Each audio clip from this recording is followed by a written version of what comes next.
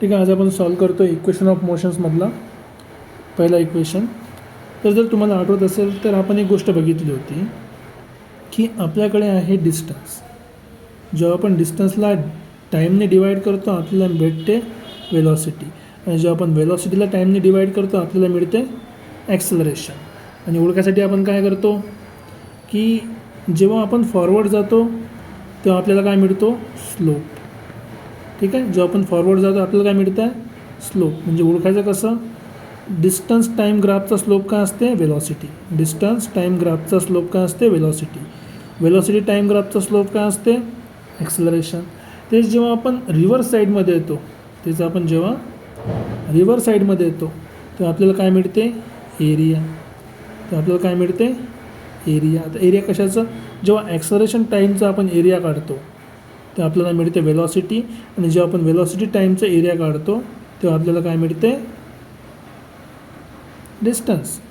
ठीक आहे का. म्हणजे ॲक्सेलरेशन टाईमचा एरिया वेलॉसिटी, वेलॉसिटी टाईमचा एरिया डिस्टन्स. सरळ गेलं तर डिस्टन्स टाईमचा स्लोप वेलॉसिटी, वेलॉसिटी टाईमचा स्लोप ॲक्सेलरेशन. ठीक आहे. आता हेच काहीतरी आपण लॉजिक यूज करून थोडं क्वेश्चन सॉल्व करूया. बघा एकदम सोपं आहे, काही लॉजिकमध्ये जास्त काही प्रॉब्लेम नाही आहे. आधी आपण ग्राफवरून चेक करू. हा आपल्याकडे ग्राफ आहे, ग्राफला समजून घ्या. आपण दोन्ही ठिकाणी वेलॉसिटी टाईमचा ग्राफ काढला कारण की दोन्हीमध्ये वेलॉसिटी काय आहे ते कॉमन येते. तर जर वाय ॲक्सिसवर वेलॉसिटी घेतला, एक्स ॲक्सिसवर टाईम घेतला, टाईम सेकंडमध्ये असू द्या, अवरमध्ये असू द्या, वेलॉसिटी पण मीटर पर सेकंड असू द्या किंवा किलोमीटर पर अवर. तर आपण आपल्या बेसिक गोष्ट लक्ष द्यायचं. बेसिक गोष्ट काय म्हणते की जेव्हापासून आपण एखाद्या गोष्टीची वेलॉसिटी मोजणं सुरू केलं, परत सांगतो, झिरोपासून स्टार्ट करतो असं नाही आहे. जेव्हा आपण वेलॉसिटी मोजणं स्टार्ट करतो त्या टाईमला आपला टाईम का असतो, झिरो. कारण ऑलरेडी एखादी गोष्ट मूवमध्ये आहे, मोशनमध्ये आहे, त्याचं काहीतरी स्पीड आहे, ज्याला वेलॉसिटी आहे.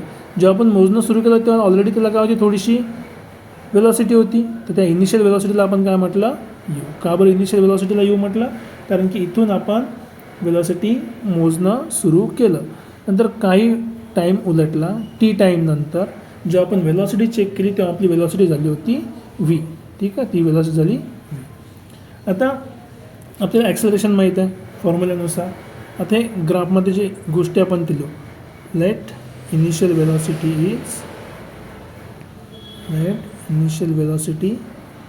इथे initial velocity is equals to u. ठीक आहे. आणि फायनल वेलॉसिटी काय असेल, फायनल वेलॉसिटी पण एवढे देऊन चालणार नाही, कारण की फायनल वेलॉसिटी केव्हा भेटली, आफ्टर टाईम टी. हे महत्त्वाचं आहे, after time T. T time नंतर फायनल वेलॉसिटी किती भेटली आपल्याला, ती भेटली व्ही. टाईम इंटरवल कितीचा होता आपला, time interval. So time interval of T, time interval झाला आपला. ठीक आहे. आपल्याला सगळ्या गोष्टी मिळाल्या. आता इनिशियल वेलॉसिटी माहीत आहे, फायनल वेलॉसिटी माहीत आहे, आणि टाईम इंटरवल टी. मग याचं आपण नाव पण लिहू शकतो. जर ग्राफ बघितला तर बघा, इनिशियल वेलॉसिटी किती आहे, यू म्हणजे ओ ए. हा भेटला आपल्याला ओ ए. बघा ओ आणि ए हे झाली आपली इनिशियल वेलॉसिटी. नंतर व्ही, फायनल वेलॉसिटी कुठून स्टार्ट होणार, झिरोपासून व्हीपर्यंत. तर हा झाला ओ व्ही. ठीक आहे. किंवा त्याला आपण काहीतरी नाव देऊ, याला आपण नाव दिलं सपोज ई. तर आपण ओ व्ही म्हणण्यापेक्षा त्याला म्हणू आपण की हे आपलं काय आहे, ते आहे आपला ओ ई. ठीक आहे. आणि टाईम इंटरवल सगळ्याला माहिती आहे, ओ सी, ओ आणि सी. आता सगळ्या गोष्टी आपल्याकडे अवेलेबल आहे. आता ॲक्सेलरेशनचा फॉर्म्युला काय होता, तर ॲक्सेलरेशनचा फॉर्म्युला आपला होता acceleration equals to change in velocity upon time taken. आता चेंज इन वेलॉसिटी म्हणजे काय असते, final velocity minus initial velocity, final velocity upon initial velocity divided by time taken. आता टाईम टेकन आपल्याला ऑलरेडी माहिती आहे. आणि फायनल वेलॉसिटी किती होती, व्ही म्हणजे किती आहे, ओ ई. ठीक आहे. मायनस इनिशियल वेलॉसिटी किती होतं, ओ ए, डिवायडेड बाय टाईम टेकन किती होता आपला, टी. आणि ॲक्सेलरेशन किती भेटलं, ए. आता बघा ओ ई मायनस ओ ए करून बघा किती सोपं आहे. जर तुम्ही ग्राफवर चेक केलं, या पॉईंटपासून तर या पॉईंटपर्यंत आपलं काय ओ ई आहे. ओ ईमधून एवढं ओ ए आपण कमी करून टाकलं. मग किती राहिली व्हॅल्यू? फक्त एवढीच राहिली. ती किती आहे? A E. So therefore equals to हे किती भेटले आपल्याला? ए ई भेटला. So A E by T म्हणजे काय झालं? ॲक्सलरेशन. आता इथून समजा मी टीने क्रॉस मल्टिप्लाय केलं तर मला मिळालं A E equals to A T. कसं काय केलं माहिती आहे का? ही कशाची व्हॅल्यू आहे आपली? ही ॲक्सलरेशनची व्हॅल्यू आहे. ठीक आहे. मग इथे जर मी टी क्रॉस मल्टिप्लाय केलं तर खालचं डिवाईडचं वरती जाऊन काय झालं? मल्टिप्लिकेशन. तर मला ए ई काय भेटलं? A T. आता ए ईची व्हॅल्यू बघा काय आहे. ए ई काय होतं आपलं? ए ई जे आपलं होतं, ए ई काय भेटणार आहे? बघून घ्या. ए ई काय? टोटल व्हीमधून आपण यू काय केला आहे? सबट्रॅक्ट केला आहे.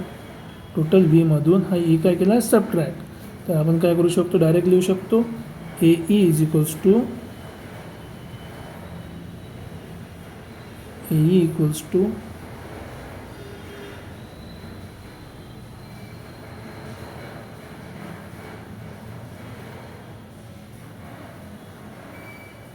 ठीक आहे. आता आपण A equals to value put करू ना सरळ सरळ.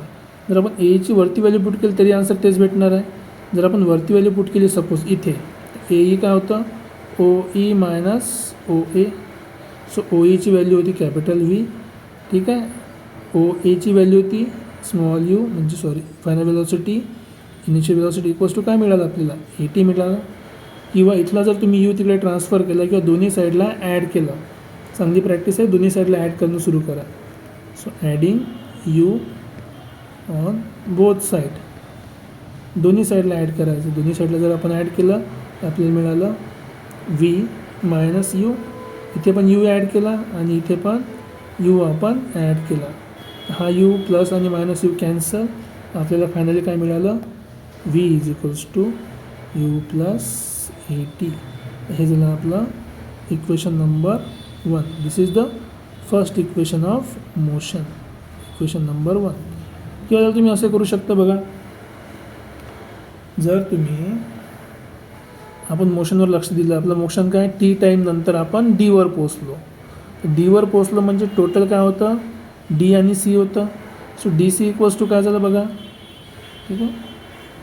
सेकंड केसमध्ये जर सपोज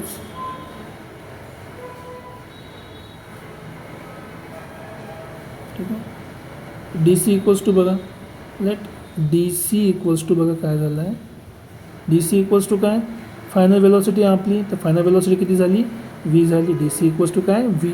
आता हे कसं माहीत पडलं? जर तुम्ही लक्ष दिलं असेल तर हे ओ ई डी आणि सी, ओ ई डी आणि सी काय एक रेक्टँगल आहे. रेक्टँगलमध्ये अपोजिट साईड काय असतात? इक्वल असतात. रेक्टँगलमध्ये अपोजिट साईड काय असतात? इक्वल असतात. तर अपोजिट साईड इक्वल असेल याचा अर्थ काय? ओ ई इक्वल्स टू काय झालं? डी सी झालं. So O E equals to D C झालं. O E equals to D C. आता ओ ईची व्हॅल्यू बघा. ओ ई म्हणजे काय आहे? आता ओ ई तर आपण ऑलरेडी लिहिला इकडे लेफ्ट साईडला. आता डी सी चेक करा बघा. जर डी सी काढायची असेल तर डी सी काय आहे? पहिले डी बी आणि प्लस बी आणि सी. सो डी बी, डी सी म्हणजे काय झालं? डी बी प्लस बी आणि सी इक्वल्स टू व्ही झालं. व्ही म्हणजे फायनल वेलॉसिटी. आता डी बीची व्हॅल्यू बघा काय आता? हे जे आहे आपलं डी बी, हे डी बी काय झालं? इथून इथपर्यंतची व्हॅल्यू म्हणजे ए ईच्या बरोबर. डी बी जे आहे ते कशा बरोबर झालं? ए ईच्या बरोबर. आणि ए ई किती भेटलं आपल्याला? A E is equals to भेटलं 80. सो देअरफॉर आपण म्हणू शकतो इथे आपल्याला एक गोष्ट माहीत असायला पाहिजे की ए ई इक्वल्स टू काय झालं? डी बी. आणि डी बीची व्हॅल्यू किती आहे? ए इंटू टी. आता इथे व्हॅल्यू पुट करा बघा. डी बी इक्वल्स टू काय झालं? डी बी इक्वल्स टू झाला 80 प्लस. ठीक आहे. आता बी सी चेक करा. बी सी म्हणजे काय होतं? बी आणि सी कशाच्या बरोबर आहे? बी आणि सी कशाच्या बरोबर आहे? बी आणि सी कशाच्या बरोबर आहे? हे बी सी हे आहे ओ एच्या बरोबर. आणि ओ ए म्हणजे काय होते? U. So this is equals to u. आता झाला व्ही. परत आपल्याला फॉर्म्युला काय भेटला? V equals to u plus a t. हे पण आपली सेकंड मेथड झाली. याच्यामध्ये आपण काय केलं बघा, कुठल्या व्हॅल्यू यूज केल्या? आपण जॉमेट्रिकल प्रॉपर्टी यूज केली. की एका रेक्टँगलच्या अपोजिट साईड काय असतात इक्वल, एका रेक्टँगलच्या अपोजिट साईड काय असतात इक्वल.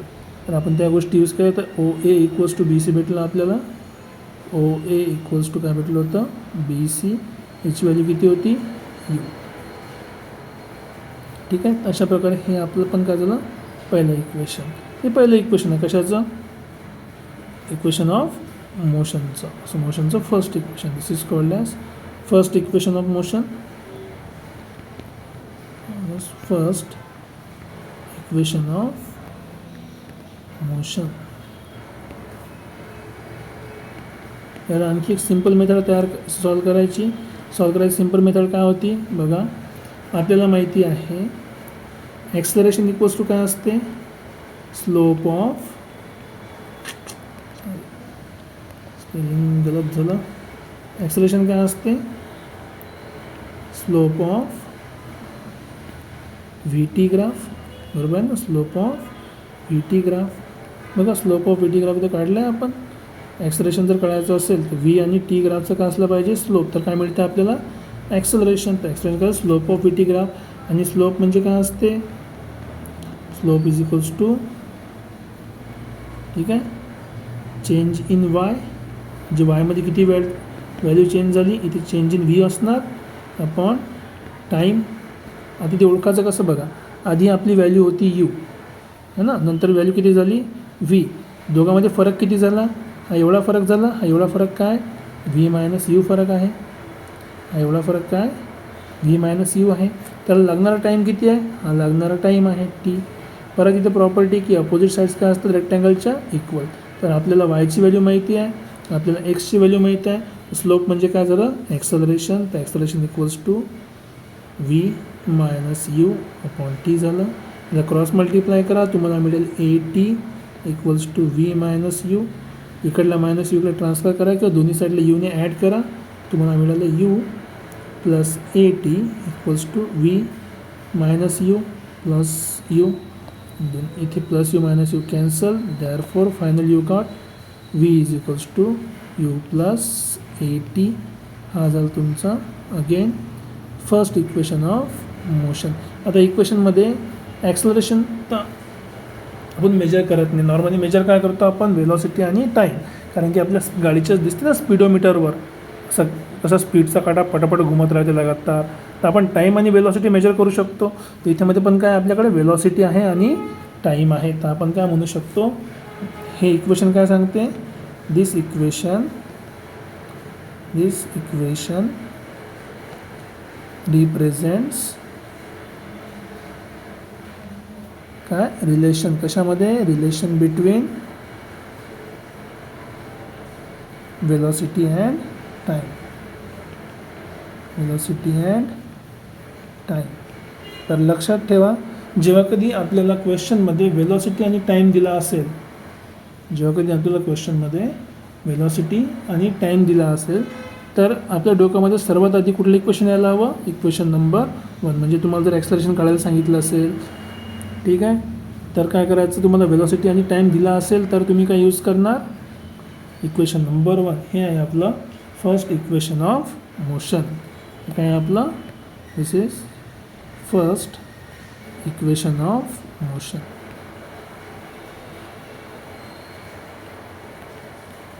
ठीक आहे. सो मी आशा करतो की तुम्हाला समजलं असेल. ग्राफिकल मेथड आहे आपल्याकडे पहिली. इथं आपण 2 वेने सॉल्व करू शकतो ग्राफिकल मेथडला. तरी तेच इक्वेशन भेटलं किंवा आपण स्लोप मेथड पण यूज करू शकतो तरी पण आपल्याला सेम इक्वेशन मिळालं.